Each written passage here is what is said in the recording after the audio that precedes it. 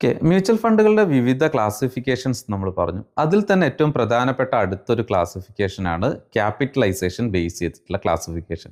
ഇവിടെ mutual ഫണ്ടുകളെ large, mid, small എന്ന രീതിയിലാണ് ക്ലാസിഫൈ ചെയ്യുന്നത്.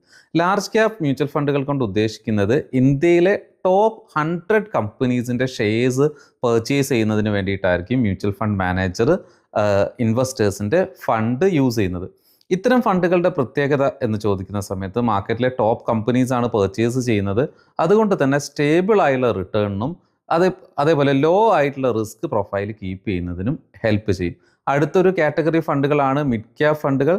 ഇവിടെ ഒരു mutual fund manager mid cap ഫണ്ടുകളിൽ ചൂസ് ചെയ്യുന്നത് ഇന്ത്യയിലെ ടോപ്പ് 100 ഫണ്ടുകൾക്ക് ശേഷമുള്ള 150 കമ്പനീസിൻ്റെ ഷെയർസ് ആണ് ചൂസ് ചെയ്യുന്നത്. ഇവിടെ മോഡറേറ്റ് റിസ്ക് ആണ് വരുന്നത്, അതോടൊപ്പം തന്നെ ഹൈ റിട്ടേൺ ഉള്ള സാധ്യതകളും വരുന്നു. അടുത്തൊരു കാറ്റഗറി ഫണ്ടുകളാണ് സ്മോൾ ക്യാപ് ഫണ്ടുകൾ.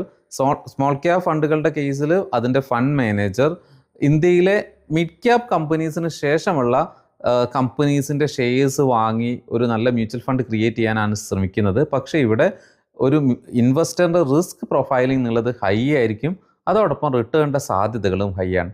അപ്പോൾ ഇത്തരം ലാർജ്, മിഡ്, സ്മോൾ എന്നുള്ള കാറ്റഗറി ഫണ്ടുകളുടെ റിസ്ക് പ്രൊഫൈലിങ്ങും പൊട്ടൻഷ്യലും കറക്റ്റായി മനസ്സിലാക്കിക്കൊണ്ട് ഒരു ഇൻവെസ്റ്ററിൻ്റെ ഗോളും ആയിട്ട് കറക്റ്റായി അലൈൻ ചെയ്ത് വളരെ സ്മാർട്ടായി ഇൻവെസ്റ്റ് ചെയ്യുന്ന സമയത്ത് ഒരു ഇൻവെസ്റ്ററിൻ്റെ ലോങ് ടേം അദ്ദേഹത്തിൻ്റെ ഒരു പീസ് ഓഫ് മൈൻഡ് കറക്റ്റായിട്ട് കീപ്പ് ചെയ്യുന്നതിന് ഈ ഒരു ഫണ്ടുകളെക്കുറിച്ച് വ്യക്തമായ ധാരണ ഉണ്ടാക്കിയതിന് ശേഷം ഇൻവെസ്റ്റ് ചെയ്യുന്നത് ഹെൽപ്പ് ചെയ്യും.